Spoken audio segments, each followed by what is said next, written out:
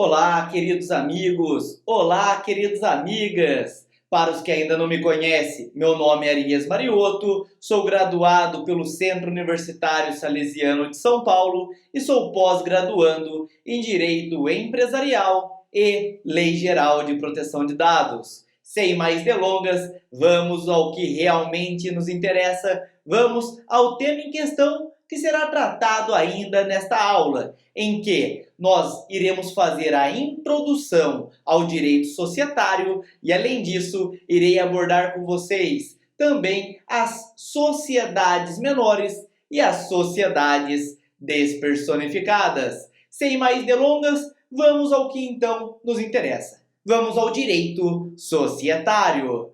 Meus amigos, direito societário por quê? Porque no mundo globalizado fez com que as pessoas saíssem daquela esfera individualista para uma esfera coletiva. É isso mesmo. Então, podemos dizer que a sociedade não é nada mais, nada menos do que aquela união de duas ou mais pessoas para a consecução de um fim comum, para a consecução, para o exercício de um objeto social.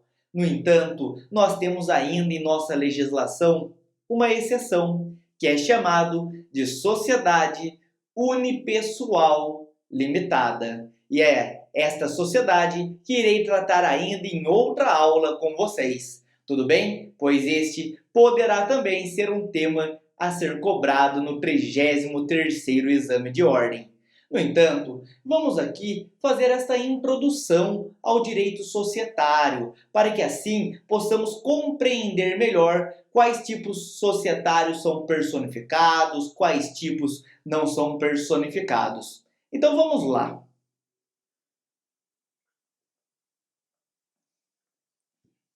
Meus amigos, no tocante à classificação das sociedades, podemos então classificá-las como personificadas e despersonificadas. As sociedades personificadas são a cooperativa, que é uma sociedade simples, ou a limitada, como também nós temos a comandita simples, o em nome coletivo e aquelas que são por ações, as sociedades por ações. Então, a cooperativa, a sociedade limitada, a comandita simples, a sociedade em nome coletivo e as sociedades por ações são sociedades personificadas. São aquelas que gozam de personalidade jurídica. No entanto, existem aquelas sociedades em que são despersonificadas, sendo essas duas que trarei aqui para vocês: a sociedade em comum e a sociedade em conta de participação. Então, vamos aí comentando sobre elas. Mas também eu trago um elemento fundamental. Um elemento fundamental que é a característica de toda sociedade.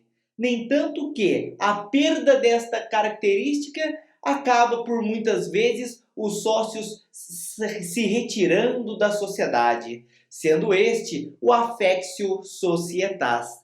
O affectio societas é um elemento tão importante que consiste naquele elo estabelecido entre os sócios, aquele elo subjetivo estabelecido entre os sócios em que eles querem unir forças, querem unir os esforços para uma finalidade lucrativa, pois é incabível, inimaginável você pensar uma sociedade sendo que um sócio não gosta do outro e fala: ei, vamos montar uma sociedade? Pensem bem, isso é totalmente inviável. E é por isso mesmo que tem que ter este elemento do affectio societas, que é, ou seja, o afeto ali pela sociedade. É o afeto em que os sócios têm entre si para a consecução de um objetivo comum, que é o exercício do objeto social daquela sociedade. E é por isso que, uma vez estabelecido esse affectio societas, ele também pode se quebrar. Afinal de contas, é como uma relação entre marido e mulher. É aquela relação que, às vezes, com o passar do tempo, acaba se desgastando, surgem as controvérsias e acaba ali tendo divórcio. Da mesma maneira, dentro do direito empresarial. Afinal de contas, perder o afeto de um sócio pelo outro vai quebrar este elo subjetivo existente e por muitas vezes ali acabam se retirando da sociedade. E é em razão disso, meus amigos, que a própria Constituição Federal até mesmo prevê a hipótese que fala o seguinte: ninguém é obrigado a associar-se ou manter-se associado. Além disso, nós temos aí uma característica. Por quê? Porque existem sociedades de capital e sociedade de pessoas. A sociedade de pessoas é a que o affectio societas está mais envolvido. Por quê? É aquele em que eu monto com o meu primo, eu monto com o meu tio, eu monto com o meu amigo, uma sociedade, e nós temos esse elo muito forte. E assim montamos uma pastelaria.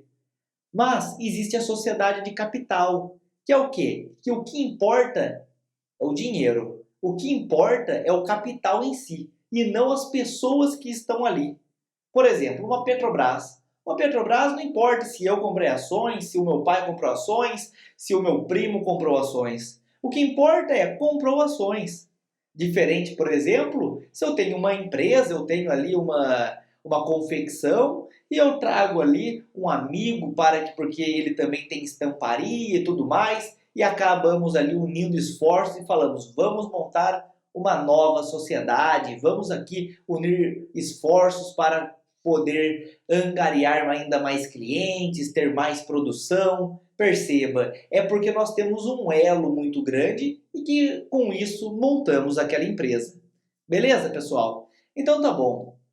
Falando isso e falando desse rompimento que pode existir, tema este que será tratado inclusive em alguns stories que eu colocarei no Instagram, para que assim vocês possam ir vendo modelos de peças que podem cair no seu exame, beleza? Pois, em razão do apertado tempo que existe aqui, das apertadas palavras, em razão do tempo escasso, não dá para esgotar esmiuçadamente todas as peças com vocês. Belezinha, belezinha? Então vamos lá. Vamos falar agora um pouco das sociedades despersonificadas. Mas antes, eu conclamo a vocês uma tarefa. Tarefa para casa.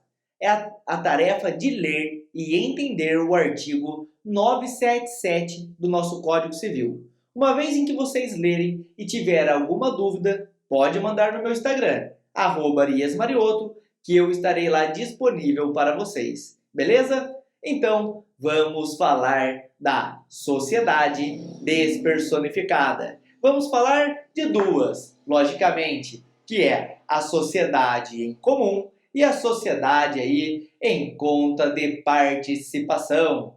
Então, em relação à sociedade comum, vamos falar aqui que é aquela empresa em que não tem ato constitutivo. Como assim, Arias? Vou explicar para vocês.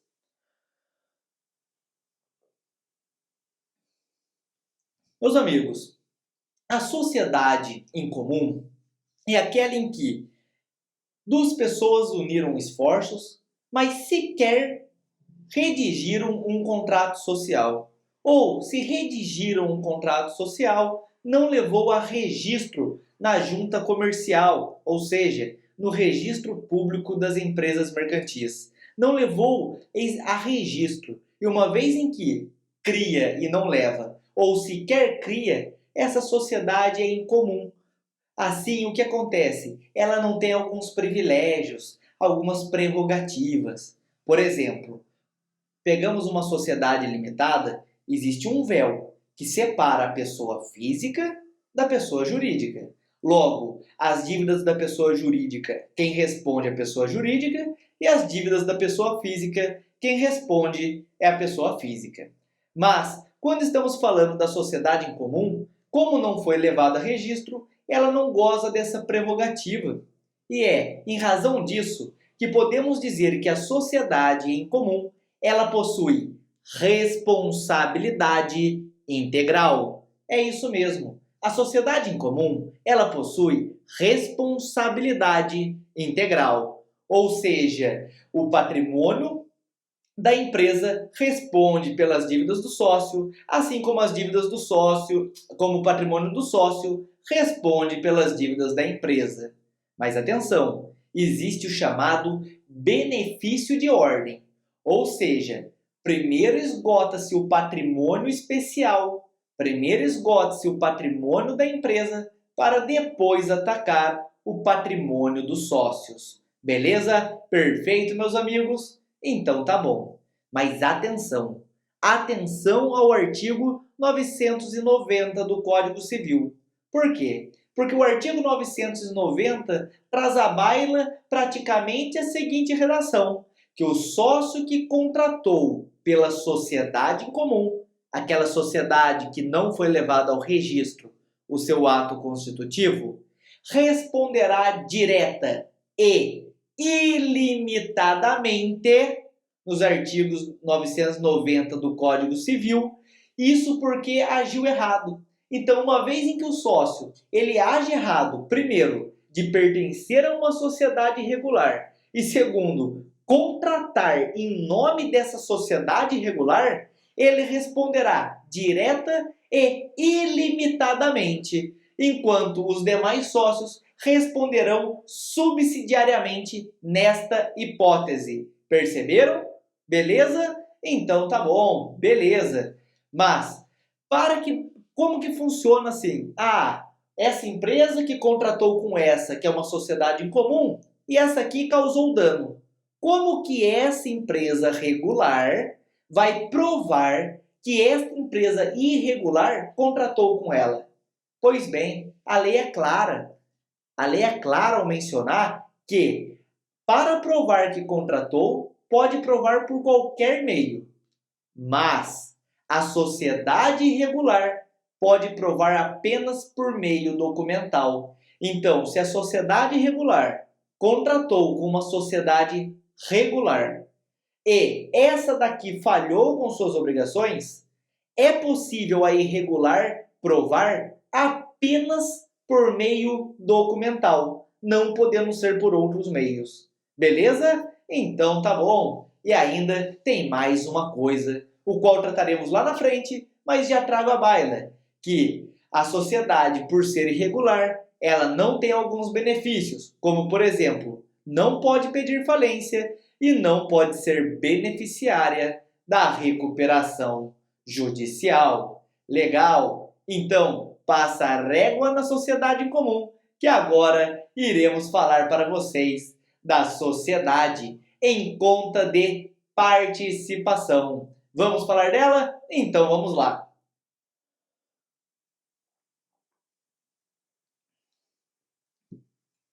Meus amigos, quando estamos falando da sociedade em conta de participação, antes de mais nada, faz mistério ressaltar com vocês a figura muito importante. São duas essas figuras, sendo o sócio ostensivo e o sócio oculto. O sócio ostensivo, como diz, é aquele ostensivo. É aquele que pratica em nome próprio e se responsabiliza perante terceiros por essa sociedade. Ao contrário do sócio oculto. O sócio oculto é o quê? É aquele que responde perante o sócio ostensivo. Então, há a figura de duas pessoas, sócio ostensivo e sócio oculto. O sócio ostensivo é aquele que está à frente dos negócios, enquanto o sócio oculto é aquele que só responde perante o sócio ostensivo. E o sócio ostensivo responde perante terceiros. É aquela hipótese, por exemplo, da pessoa em que tem aí uma marmoraria. E ela tem uma marmoraria, precisa lá detalhar as pedras, precisa cortar muitas pedras. E o que acontece? Essa que é o sócio ostensivo, essa marmoraria, ela recebe uma encomenda muito grande de uma construção de um prédio. Só que não dá conta. Ela consegue cortar 40 pedras de mármore por dia.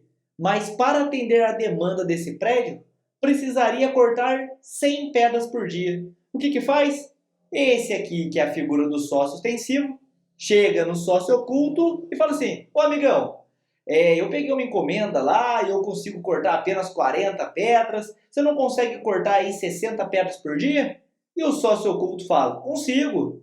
Então aí formou-se a sociedade em conta de participação. Mas Arias, e o registro? Como funciona o registro dessa? Sendo que o sócio ostensivo responde perante terceiros, ou seja, ao prédio qual contratou ele para entregar o mármore, e o sócio oculto não responde. Meus amigos, o registro da sociedade em conta de participação é facultativo.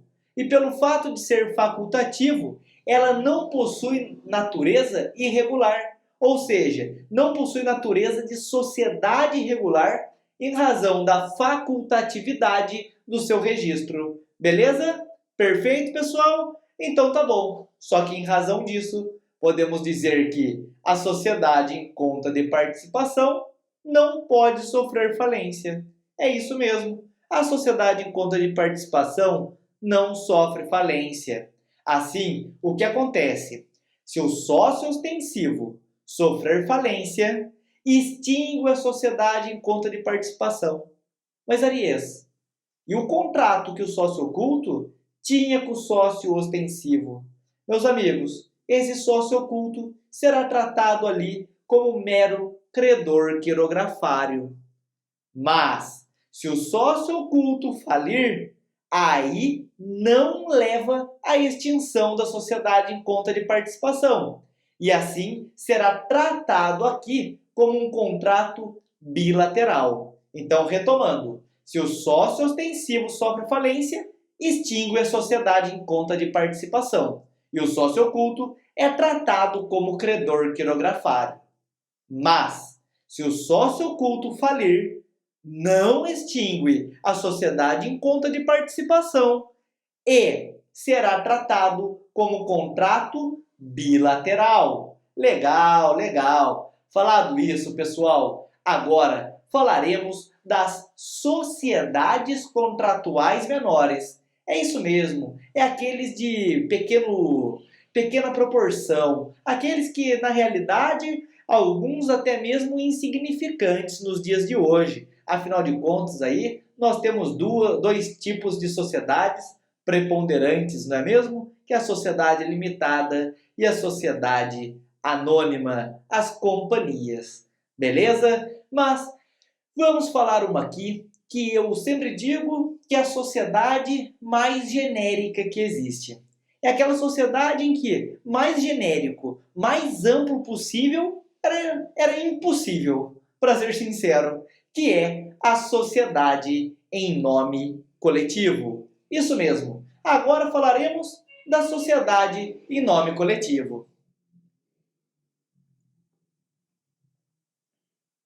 Meus amigos, a sociedade em nome coletivo, eu digo que é a mais genérica que existe. Mas por quê? Por que tamanho genérico possível é essa empresa? Pessoal, é por causa do seguinte, sempre que no contrato social não define qual a modalidade de sociedade a ser adotada, automaticamente considerar-se-á em nome coletivo. Ou seja, se eu elaboro um contrato social e nesse contrato social está lá Aries Mariotto, Sociedade Limitada, automaticamente eu já delimitei ali qual tipo societário que é a sociedade limitada. No entanto, se eu coloco lá Aries Mariotto, sociedade, que sociedade que é essa? Então, assim, considerar-se-á em nome coletivo.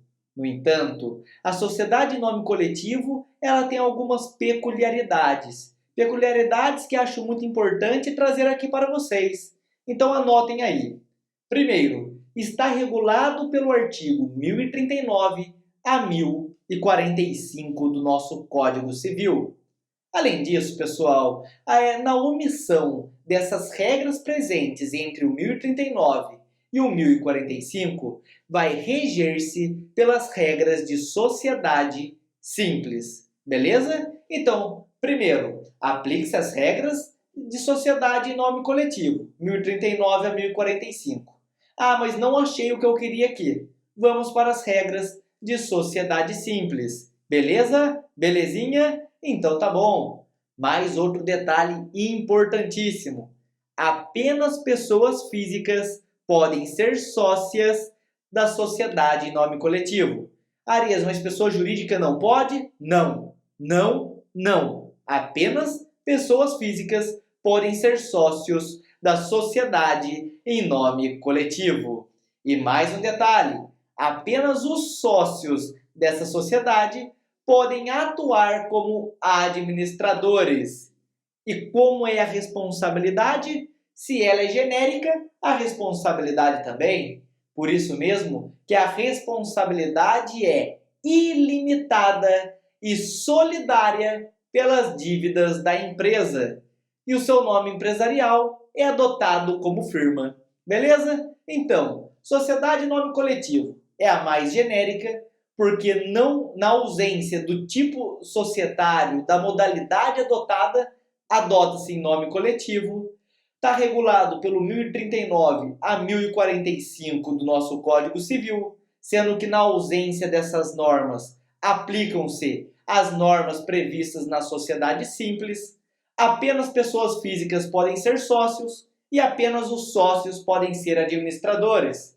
E a responsabilidade é ilimitada e solidária e pode adotar apenas o nome empresarial como firma. Beleza? Falado isso, agora falaremos de um outro tipo societário, que é a sociedade em comandita simples. Isso mesmo, meus amigos. Agora vamos falar então da sociedade em comandita simples. Não confundam com sociedade em comandita por ações. Na nossa quinta aula falaremos sobre isso. Falaremos sobre sociedades por ações, envolvendo aí a sociedade anônima e a sociedade em comandita por ações. Agora não. Agora é a sociedade em comandita simples. Aquela que está prevista no nosso Código Civil entre o artigo 1046 a 1051 do nosso Código Civil. Mas, Aries, de novo essa pergunta. E se não estiver previsto o que eu quero, o que eu preciso, entre o 1046 e 1051 do Código Civil? Meus amigos, é simples. Em caráter supletivo, aplique-se a regra das normas de sociedade em nome coletivo. E, se não estiver presente as regras da norma, as normas da sociedade em nome coletivo, aplicar-se-á as regras de sociedade simples.